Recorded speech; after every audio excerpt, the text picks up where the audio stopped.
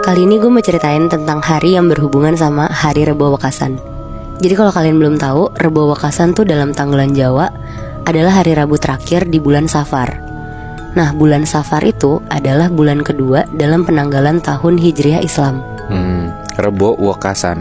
Betul. Oke. Tapi kalau di tanggalan nggak ada Rebo Wekasan, tulisannya nggak ada, Nat? Nggak ada, Muy. Oh.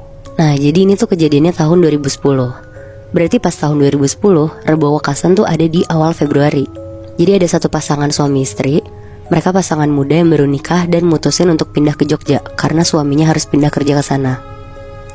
Suami istri ini namanya Yadi sama Indah. Kira-kira umur mereka tuh 26 tahun. Karena mereka juga masih merintis, jadi mereka tuh nyari rumah yang bisa disewa dengan harga murah. Jadi dapatlah rumah tua apa adanya yang masih layak ditempatin. Rumahnya tingkat 2 lantai, dan kamar tidur yang ditempatin mereka tuh di bawah deket ruang TV. Seminggu pertama mereka beresin rumah dulu nih, karena ada yang harus diganti furniturnya. Terus plafon juga ada yang bocor-bocor, jadi harus benerin. Setelah beres 1 minggu itu, akhirnya mereka bisa dengan nyaman nempatin rumah itu.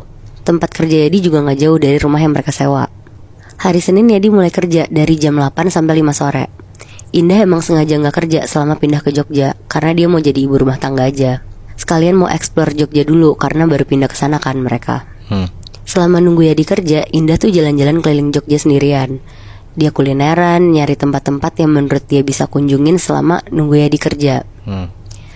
Sekitar jam 4 sore dia baru pulang ke rumah biar bisa pas sama jam pulangnya di kantor. Singkat cerita, besokannya hari Selasa, Indah mutusin untuk ke Taman Sari Jogja sendirian.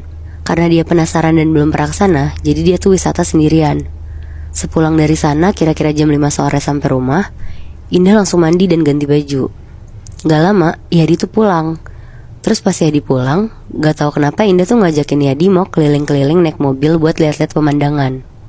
Karena Yadi juga kasihan takut mikir Indah kesepian, jadi sekitar jam 7 malam mereka keliling-keliling lah naik mobil berdua.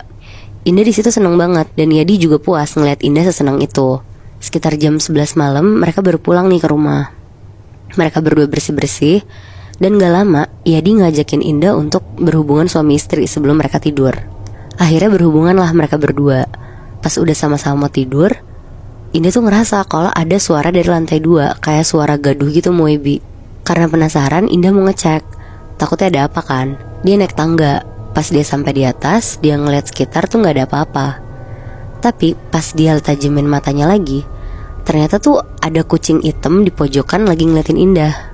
Padahal dia nggak ada kucing di rumah kan? Nggak melihara, Moy. Langsung diusir lah di situ sama Indah buat keluar rumah. Dan setelah berhasil ngusir, Indah balik ke kamar buat tidur. Sebelum tidur Indah juga nyeritain ke Yadi kalau tiba-tiba di lantai 2 rumah mereka tuh ada kucing hitam. Besokannya pas bangun tidur, tiba-tiba badan Yadi tuh demam. Jadi dia nggak ngantor di hari itu.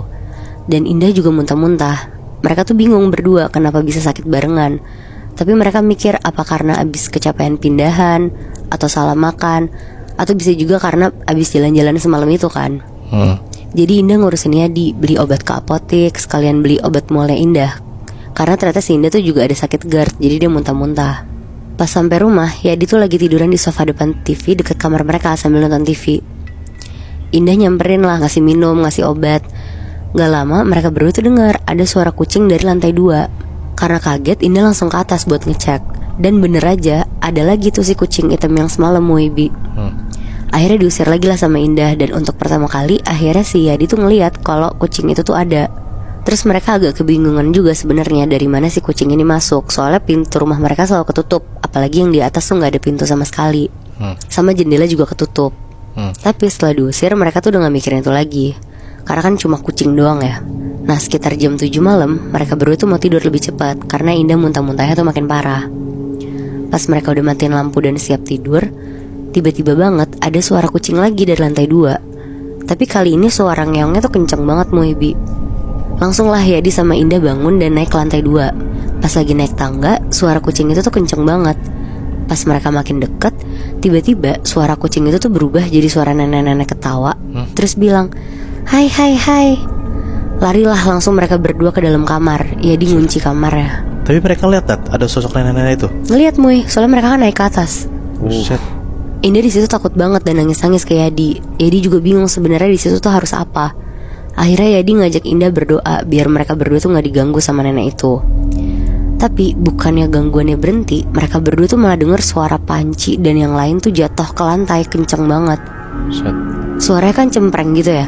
Jadi kayak semua yang digantung di kitchen set mereka tuh jatuh tiba-tiba. Tapi karena mereka juga takut, akhirnya sepanjang malam mereka tuh di dalam kamar doang dan berusaha untuk tidur, walaupun makin banyak suara barang-barang jatuh di luar. Akhirnya besok paginya pas mereka bangun, mereka ngeberaniin diri lah untuk keluar dari kamar. Pas keluar, rumah mereka tuh bener-bener berantakan yang kayak kapal pecah gitu Moibi. Lampu jatuh, piring-piring pecah, pokoknya hancur banget. Karena Indah juga masih muntah-muntah, jadi setelah bangun tidur ya dia tuh mutusin buat gak ngehirauin rumah mereka yang berantakan. Terus langsung ngebawa Indah ke dokter.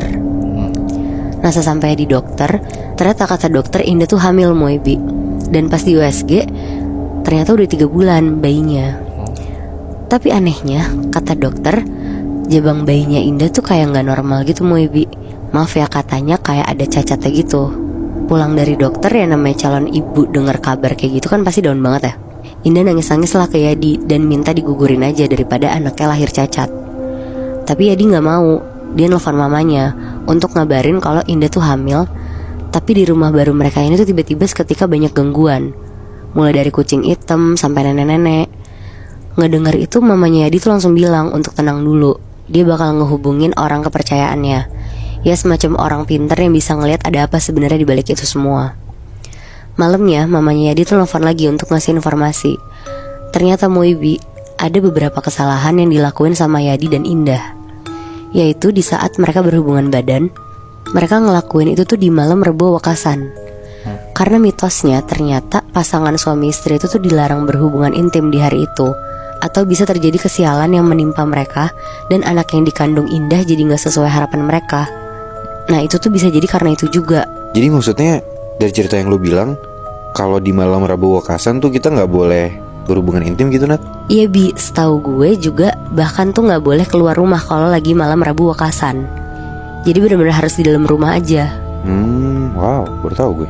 Gue juga baru tahu ternyata tanggalan Jawa tuh bener-bener banyak banget hal yang harus kita telaah ya. Karena kalau misalnya kita nggak ngeh ada sesuatu di malam Jumat Kliwon atau malam Rabu Wekasan, ya takutnya ya kayak cerita kita tadi kan bertiga kan, ada sesuatu hal yang terjadi aja gitu loh. Apalagi kalau gue sih ngelihatnya kayaknya bakalan terjadi hal-hal kayak gitu untuk di tempat-tempat yang emang percaya banget sama hal-hal kayak gini gitu loh, sama tanggalan Jawa yang sakral dan banyak mitosnya ini kan, kayak Jawa Tengah, Jawa Timur. Gue penasaran sih, dari lo sendiri percaya nggak tanggalan Jawa itu ada sakralnya?